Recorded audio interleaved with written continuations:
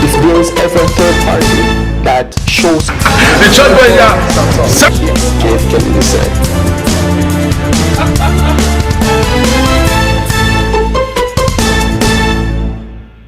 Okay, ladies and gentlemen, my beloved viewers, I want to thank you for being here today. But my name is Ukela Prince, and I'm glad to have you here once again.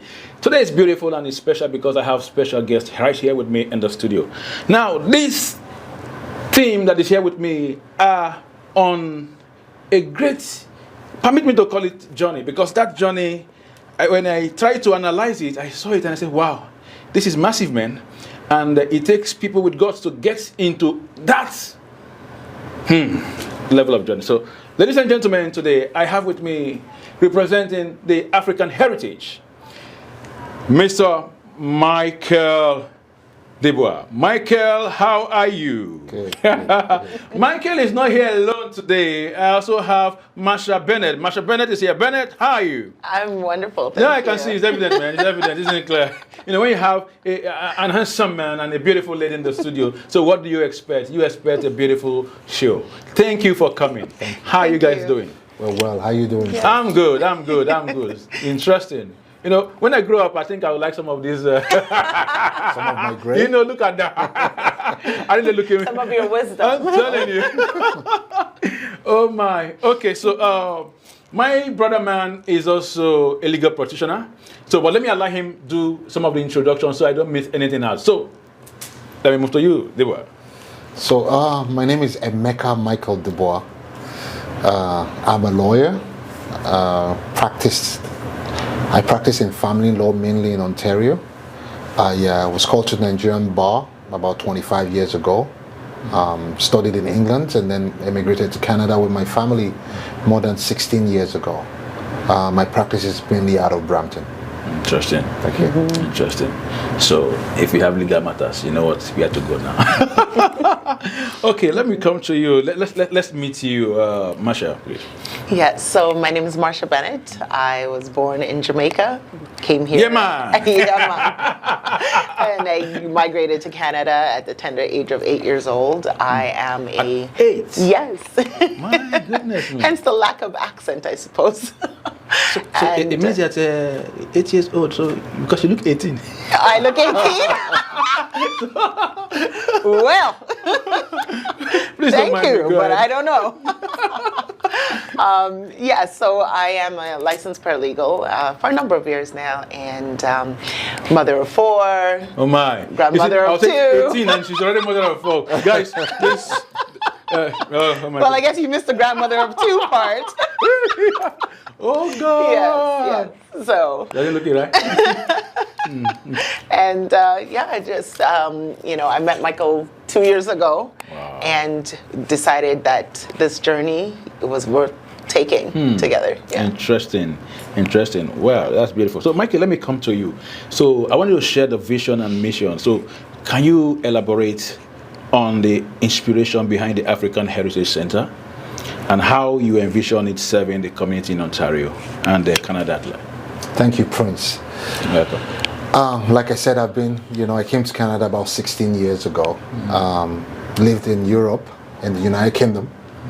And, from a journey from Nigeria to the United Kingdom and then to Canada.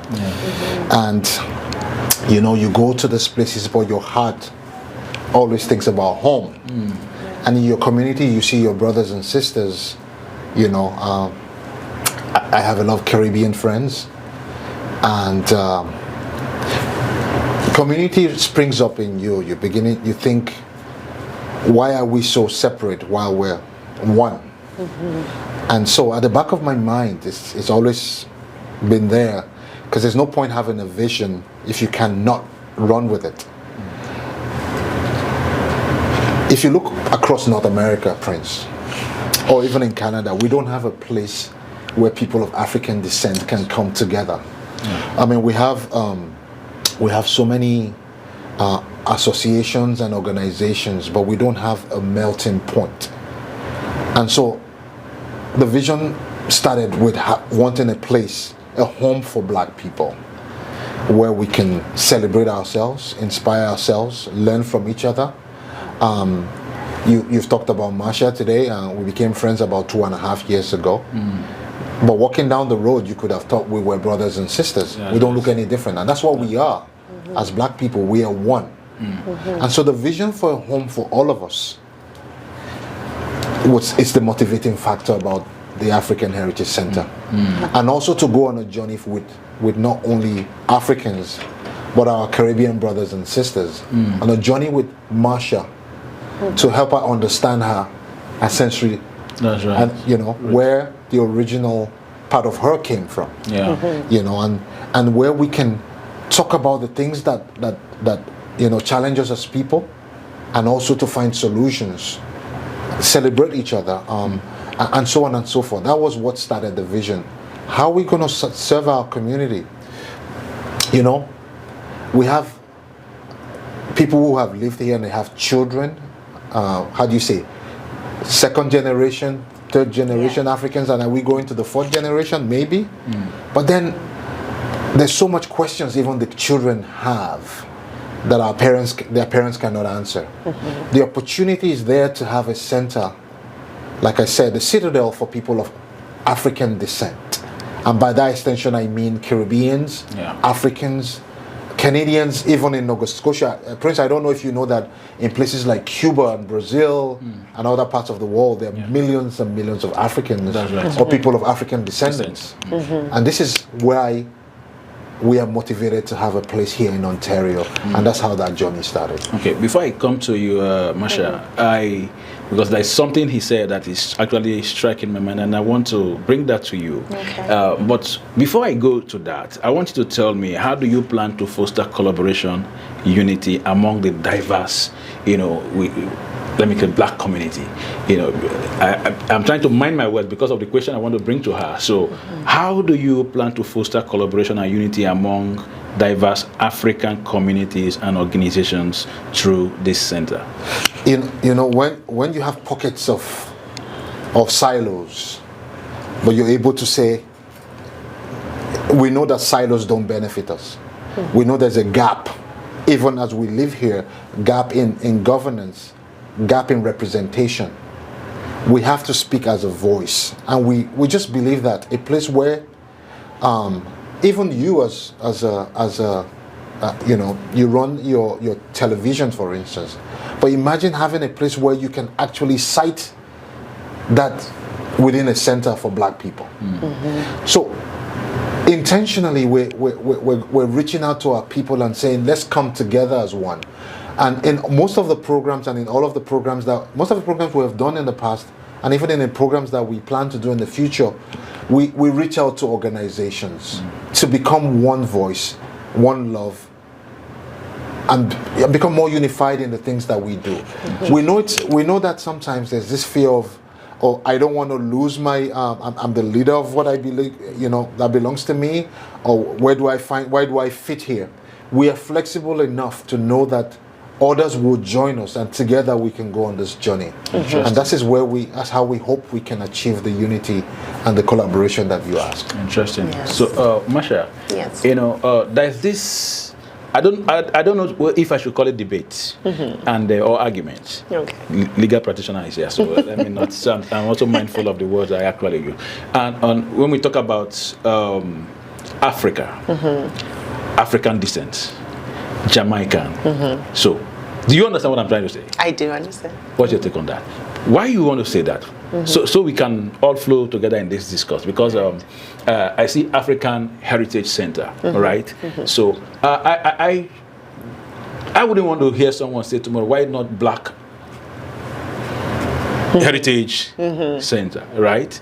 So I want you to look into that, say something about that. And also, while you're saying that, how do you plan to engage? Because you are the publicity relations officer. How do you plan to engage the community and promote the African Heritage Center's mission and activities? Right. Well, okay. So to answer your first question, the African Heritage Center, I believe Michael did touch on that. It depicts all of us. Right? So it's not just for those of the continent, but also those of us born outside of it. At the end of the day, we all came from the continent. Okay, so we're all Africans. We're all Africans. All blacks. Whether we know it or not, the fact is we are all Africans. Thank you. Okay, that's established. Okay? It is what it is. You All can't change that. Thank you. Right? Now, in regards to collaborating or extending the word to others, Yeah. I have a unique position not only as the public relations director, Okay. but also as someone born in the Caribbean. Now I can reach out to my community, my specific community, and say, hey, you know what? This vision needs to be addressed. We need to be a part of this. We need to come together. We need to bridge that gap. As Michael stated, we all have such different citadels all over the place, these different silos. But we need to find that common place where we can learn. We can learn from each other. We can grow. There's this... there's a saying that black people don't know how to work together. But I don't believe that. Because if you look around the world, look at all the great monuments that have been built by us, right? We obviously know how to work together, but slavery has brought a division. And so now we need to recover from that. We need to heal, talk about it, but heal, and then move forward. We need to find a way to move forward. And I believe that the African Heritage Center is going to be able to do that. That sounds interesting, because backstage there are a few things we were discussing, and when you mentioned that, so I felt, okay, well, this might be true, because some people, or a lot of people have that opinion that the blacks, we are not driving together. We celebrate black history and all that, and we talk about black excellence, which is what we are pushing forward.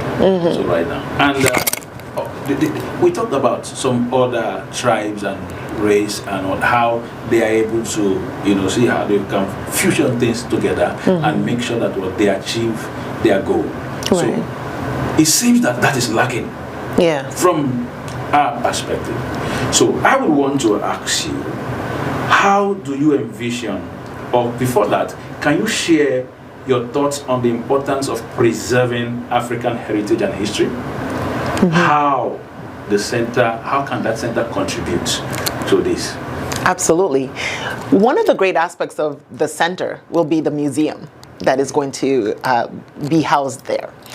And the museum is essentially going to have African artifacts, whether it's paintings, drawings, things like that, sculptures, historical masks and things from the continent, but also from around the world, all the different Caribbean countries.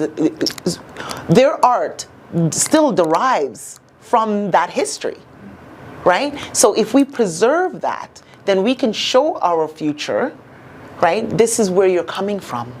This is what you have in you, and this is how you can, learn from this and go forward, right? Our children need something to look up to, and when we're all segregated, when we're all dispersed, they don't know what to look to, right? So you have the African child, from parents of the continent, right, who have a certain upbringing, and then you have Caribbean kids, with their different upbringing and not understanding that there is a unity that needs to be formed. They don't understand that they're one and the same, right? They need to have that understanding, and I think that's something that our youth is going to benefit from more than even you and I. Beautiful. So, Michael, let me come to you. I would also like to call you Emeka. That's my name. So,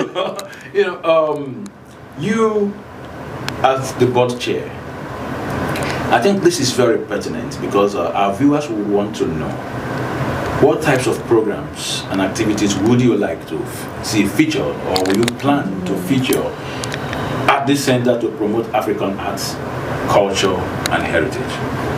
Thank you so much, Prince. Africans, we're colorful. We have, there's so many things we do in our food, in our dance, in our music, in our arts and culture. I mean, Marsha alluded to a little bit of that. The center, Masha mentioned the museum, for instance. We're also going to have a place for performing arts. It's going to be a studio where you know, troops and organizations from all over Africa can come to North America and showcase. You know, one word that we use to describe, we hope we use when describing our center is distinguishedly African but open to the world. Yes. The idea is for it to be a place where our people come, you know, rekindle those things that they knew from when they were growing up, you know, celebrate and have fun, but also show it to the world for people who have never been, for those who were born here, like Masha said, for a Caribbean family that have never been to Africa. The African Heritage Center will, apart from the museum, the performing arts studios, our programs are also tailored to things like our culture, our fashion. Respect for elders are a big thing in Africa, so we're going to have a senior center where our seniors can come, play games like they used to have in the past, teach others that haven't played games. Did you know that Ludo in Nigeria is called Ludi? In Jamaica. I didn't even know that was It is. okay. I want to throw some dice, man. Exactly. So Ludi in Jamaica is Ludo. Really? Okay. And you know, the uniqueness and the commonality of our people is something that we should, you know, embellish and celebrate. And so from programs, like I said, for our seniors to programs for our youths, for our women, for our men as well, you know. So those programs will be curated apart, you know, like I mentioned, Fashion Week, streets festivals, cultural events, picnics, food, everything about our culture. Promoting our culture, celebrating our culture, and projecting our culture are the programs that we will have at the African You Heritage. talked about respect. That's Africans love for elders, respect for elders, most especially. Do you think that the African kids in North America are losing family value?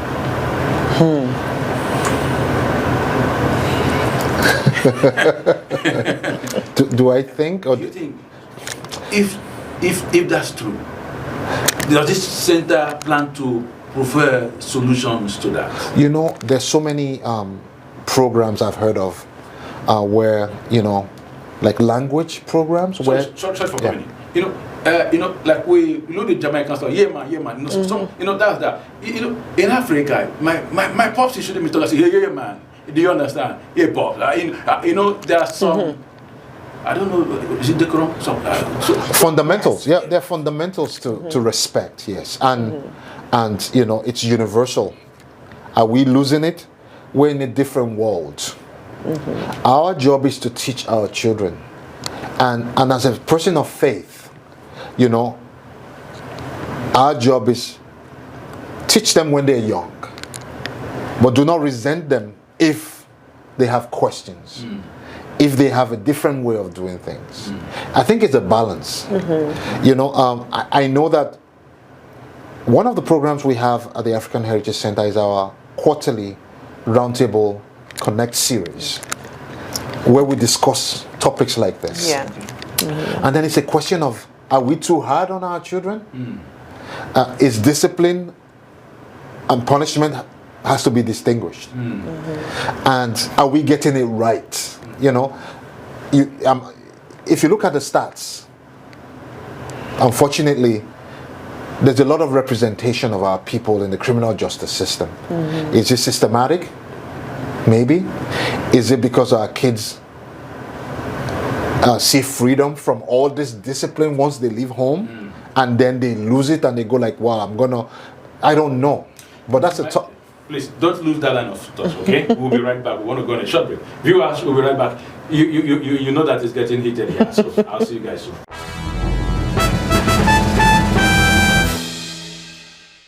Welcome back, and I still have with me from the African Heritage Center, Mr.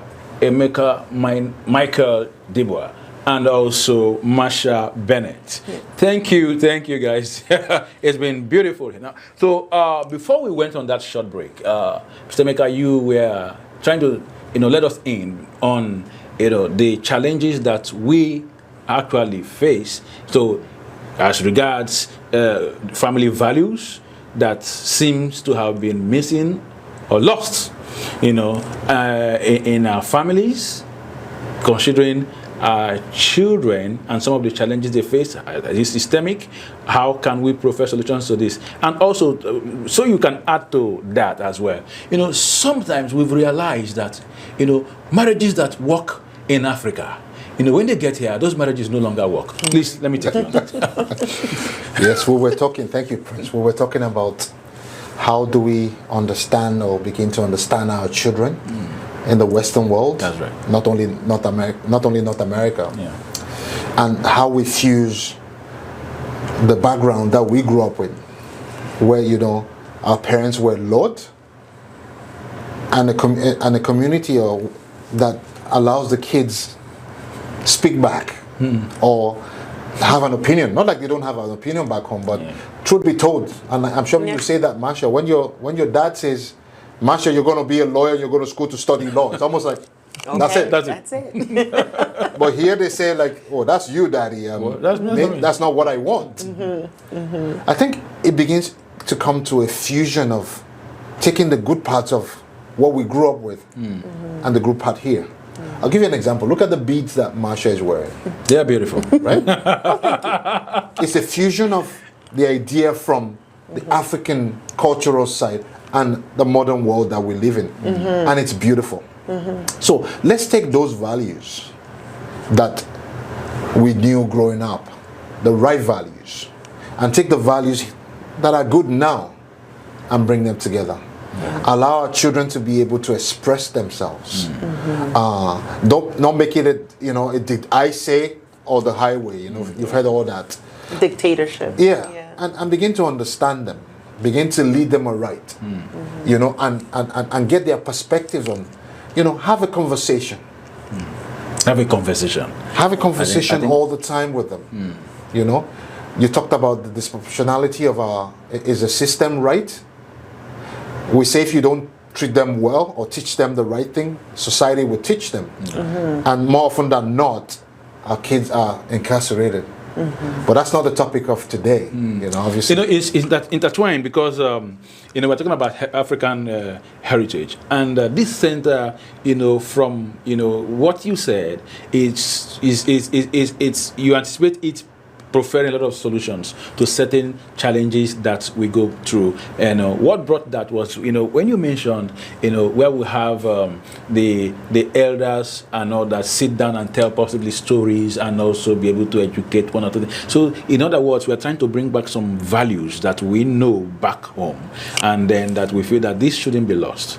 So, and when those elders sit down and they are telling you those stories, there's a lot of respect for those elders. Absolutely. There's a lot. The young ones want to learn from them. But today, you have the word, everything, AI is here, so most times you know more than the elder, so it's a whole lot of Similarly, no. You similarly think you know. Similarly, yes. Yeah, I agree. I take that. When you have lawyers here, so so let me move to you. I asked him a question, but I don't know if he actually brushed it aside, because I said I talked about some of the marriages that work home. So some of them are no longer working when they get here. Right. Beautiful couple, but when they arrive, in such an environment, it becomes so toxic that divorce become rampant even amongst the Black African people and all that. Right. So while you are answering that, maybe let me allow you to answer that first. Okay. So now, as you know, I stated before, I was raised here. Yeah. From but but I do understand, because I've seen it, where, families come even from Jamaica or anywhere in the Caribbean, really, and they were doing fine. You can have 10, 20 people in a household back home, and they function, right? But when they get here, everybody wants their own space. And I think it is, I think the society here gives the sense of you can have it all. America has that, the American dream. So everybody sees the house and the car and so they just want that. They want that particular thing, and the parameters are just so, and there's no willingness to work together. Everyone's like, I can do it all. Me, me, me. It's a me society. So now you end up with people who, especially when you have a government that supports you, to say, well, if you're single, we'll give you this and we'll give you that. And so everyone Why not? jumps on this bandwagon thinking that they're going to get so much. But what they don't understand is if you go on welfare, you're only getting, as a single person, maybe $700 for the month. What are you going to do with that? If you have a family, you're still only getting but so much. There's always a glass ceiling, right? Rather than sitting down together and working through whatever it is that you feel is causing a rift in your family, most things can be fixed. Most things can be fixed. If Right? I may, Prince, like, Yeah. Marsha said, and it applies also in Nigeria, in the way that we live. You go to an elder and you're talking about the experience, maybe a sad situation in your marriage, and you find that they're able to tell you the same thing they've gone through, but how, not only what they've gone through, but how they were able to resolve it. That's right. And again, we're not trying to trivialize serious issues Yes, definitely. like abuse and so on and so Definitely. forth. Right. Definitely. Marsha said most things can be resolved. Most things can be fixed. That community that comes, that you have, that village concept, Yes. taking a village, Yeah. not only to raise up a child, but to live together as one. That's right. We have that. And this is what the African Heritage Center is. The whole aim is, It's about. can we come together back as together. people? Can we have conversations together as people? Not only in all manner, in all respects, like marriages, careers, our children's struggles, bringing up children in this Gen Z generation, mutual commonalities that we know that we're facing. The African Heritage Center wants to be that place. Yeah. From town halls to seminars, because talking about things. Sometimes you just want to talk about things. It makes you feel better. That's right. Knowing that a friend might be going through the same thing that you're going through, and how that friend has navigated through that challenge, and how it has brought them peace and closure, until you talk about it. Then there's also that you feel more comfortable talking where your people are, Yes. right? And not where culturally they might not understand you. That's right. And this is why we believe that this, and a center doesn't have to be a physical center. And this is why we're doing programs today. Right. Our conversations, our roundtables, our events, so that we can talk about these things and find solutions and the common grounds. Wow. This is what our motivation is all about. Interesting. So, how do you plan to secure partnership and funding for this center? I wish I could say it's gonna be easy. No, we haven't built anything like this. I think the only recreation center I know that's black owned is the Jamaican. Is it Jamaican? Jamaican Canadian Because what I Association. saw, you showed me, that's massive. Yes. That's massive, man. Yeah. But it should be. Well, Yes. Prince, look at Absolutely. it. Prince, look at it this way. Black people are bigger than the continent. Yeah. So we're not just confined to Africa. We're more than a continent. Yeah. We're found everywhere. I agree. Yeah. So take Africa, take Europe, take North America, take South America. Yet we don't have one. Yeah. Whereas our other countries and other people and other cultures have their own community centers. We even have programs there. We have weddings there. We have banquet events in these places. And yet we don't have our own. That's what motivates us. And that's the driver. And we know it's not a sprint. It's a marathon. But we'll keep at it. We'll keep passing that baton until we get to the finish line. Exactly. If I'm not mistaken, Somalia has something, I don't know, something similar, I don't know. But I think they got funding for something like that. So why not liaise together? Why do we need an Africa? Is that just for Somalia? Why can't we also partner with them, for example, Right. and say this this is the bigger vision. You know, instead of limiting this to just a nation, why don't we make this a broader picture? Or I don't know. That's an excellent observation, right? I have been to activities organized by, I have, Somali friend, and their trajectory might be separate from us. I'm aligned with what you're saying, but I also believe that the more of these centers that we have, the better, because there's enough of us. Now, we don't, for instance, we haven't chosen where we will build our center. We might find ourselves building it in Brampton. I don't know that you have land in Brampton. I don't think so. We might find ourselves building it in Niagara, in Milton, Yes. in Caledon, in Toronto. Whereas maybe the Somali, because they've been we've been incorporated only for 2 years. I believe Brampton will partner with them very well. We've incorporated for 2 years. The Somali cultural, I believe the organization has been here longer than we have been. Okay. We'll be writing to them, and they're not the only ones that have benefited from governments, the federal government or the provincial governments. In fact, a group organization called the Blackhurst, Yes. I think it's a center in Midtown Toronto. They also benefited. I think they got a combined 7 to 9 million from the federal and the provincial government. So there's from what we see, there's a willingness of the government to assist, cultural Endeavors, things like this, and we are building up slowly, but we know that to raise funds, we'll be speaking to the federal government, the provincial government. We'll be speaking to black influencers, black entrepreneurs, black business people. It's not a journey for one people. What we're trying to build will cost us over 100 million. And if you use the 18 million as an example, that's not enough. That would be welcome. Absolutely. But we're going on this journey, first of all, to build ourselves up as a community. Have conversations about the things that are common to us, our commonalities, and the solutions to the challenges that we have. Yes. From your projection, speaking with you backstage, maybe not on this, but you have a principle. From what I heard you say, it's not about the money from the onset. So you, I believe, have a projection as far as this vision is concerned. So when do you see this coming up? When do you see this happening? When can we anticipate and say we are going to see the African heritage built and running? I will say in the next 5 years. 5 years.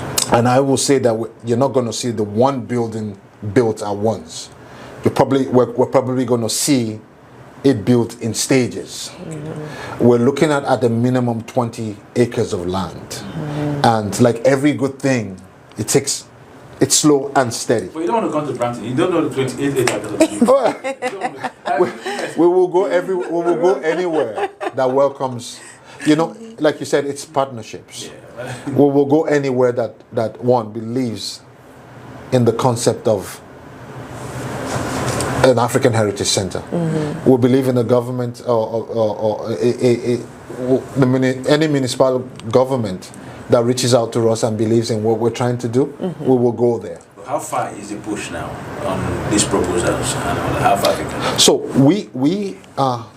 I shared with you the concept of the vision, which is also some architectural drawings and what it will look like in the future. You have that. We have working with consultants now to finish our business plan and run a feasibility study, because beyond all of this thing about building the center, there's the sustainability as well. Right. You can ask people for money to do something. They're not expecting you to come back and say, give me money to run it. So we're looking at a feasibility study and a business plan from a sustainability perspective. How would this center run itself after it's been built? And this will come down to the programs, to the rentable spaces, right. To events and so on and so forth. There'll be banquet halls. There'll be spaces for office rentals. The museums can be used to. So we also want to have accommodation such that when you come into the center, there's no need to go out. Exactly. You get your food, you get your hotel accommodation, you get your gym work if you have to go to workouts, you get a museum. Okay, let me come in there. I'm coming to you. Sir. Okay. Now, have you also considered? Now, this is a 5-year plan of having a mobile African Heritage Center between now and the next 5 years. Did you say mobile or virtual? I call it. We could say virtual. We could say, but I'm looking at something that is not static enough to confined to a location. Something that is up and running. As if the building is already there. And that's what we're doing.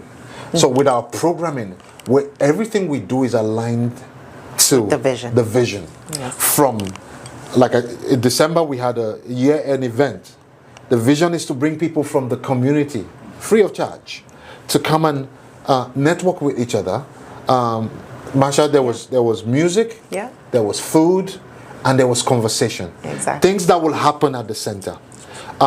This just a few weeks ago we had Black History, our Black History, not the Black History Month, but we call it a Black History presentation. Exactly. And we like to About do it our in heritage. March. Yeah, because it's not confined to February. February, no. And again, we had people from Ethiopia calling. One of our presenters was from Ethiopia. Tom was presented from the UK. So everything we're doing is tethered to our vision. In the summer, we're going to have a Community Connect event. Exactly. Again, we're going to take our community, the concept of the village, the concept of hospitality, the concept of love among brothers. We're going to take it to a place in Toronto, where again we will share of what we have, like we do in the African Caribbean community. From food to giving to donating and touching the needy, to having conversations about people, to networking in our village concept. So everything we do is almost like a virtual. We're showing people, we're showing our communities, and we're showing the world. This is what it will look like when we build our community center. But for now, let's continue to engage. Interesting. Yes. So let me come to you, Marsha, on your closing notes. I would want to ask you, as someone who is in charge of publicity, so what strategies would you propose for raising public awareness? And just about the center, how can the center also really empower African communities and individuals through education, advocacy, and cultural programming? Okay. So to talk about the cultural programming, as Michael stated, we already have those programs like the Roundtable Connect, the Community Connect, the Year End. But we're also looking at expanding that.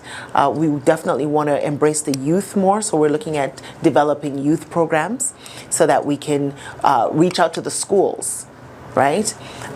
Make sure that they know that, hey, we're here, these are the programs that we have, we want your pupils to come and participate. And we don't just want Black children to be a part of this. We want all children to be a part of it because we want them to learn what it is to be a Black person. We want them to understand the difficulties that we've had as a community and how to help us to broaden our horizons, to help make our forward steps a little bit easier. How I plan to expand this vision, or to share it, is to reach out to our local churches, different organizations, right? Whether it's community centers, schools, libraries, the government. Social media is great, but we need everybody engaged. So there's other organizations that I know that puts on programs and so on. The plan is for myself and others to step out, go to these events, talk to those that are there to let them know that, hey, this is who we are, this is what we're doing, and we would love to join you. At the end of the day, we can have, I know you touched base on the Ethiopian Center and so on, or I believe it's Somali Center. We can have organizations, multiple organizations having their own thing. That's fine. But at the end of the day, we need a common ground, right? We need somewhere for all of us to come together. And this is that place, right? So my job, my goal, my aim is to drive this home. If I've got to go to one person at a time and get them on board, then I will do that, right? But at the end of the day, I'm looking to reach out to every organization that comes across me, and also to invite anyone who wants to join us and help to spread the word. I absolutely encourage you. Definitely do that, because we can't do it alone. Michael and I and our team, we're not enough, and we need everybody to help us. Thank you, Masha. So on your closing note, Michael, so I would want you to look at the impact and legacy that this center is actually going to bring forth. So I would want to ask, what impact do you hope the African Heritage Center will have on the community, and what legacy do you envision it leaving for future generations? It's almost self-serving. I mean, the legacy is so that when we're gone, the people after us will continue the journey. The legacy is so that our children here can point to a place and to a people and to generations, to professionals, to all manner of, and say they look like me, I can be like them. Right. You know, and you know, just visualize that. You know, maybe on a Friday they go like, Mom and Dad, I'm going to be at the African Heritage Center because on Friday they have this, on Saturday they have this, and on Sunday they have this. We want a place where they can point to as a beacon of light to our children, and that's the impact we want this to be, not only for now but for the future. And you know, it's a legacy project for us. You know, our job is to do what we can. But like I said to you at the get-go, we want to pass that baton to the children, our children that were born after us, and to generations that will come. That's what's motivating us. That's what we hope we can impart on our society, or on our community, and leave that legacy for generations to come. Thank you so much, Mr. Emeka. We appreciate you. Thank you for having us. Vision, and I think it's a huge one, and it's nice sharing that and discussing that with you guys here in the studio today. So, viewers, you see this gentleman and lady with me here in the studio. We know that the African Heritage Center is what needs to be built. So we all need to partner and make sure that this is a reality. And this projection is for 5 years, and we are looking at this, and for me, I love that number 5 because the number of grace. So so you get ready, and let's support this team. So let me say thank you, Masha. We appreciate you for the great work you're Thanks for having us. Your team, I think is beautiful, and I wish you well, and we all look forward to the great success that this will bring to the community. Thank you. Once more, my dear brother Emeka. Dibwa. So guys, that's our show for today. Thank you for being with us. Cheers. Thank you. Cheers. Thank you. Thank you.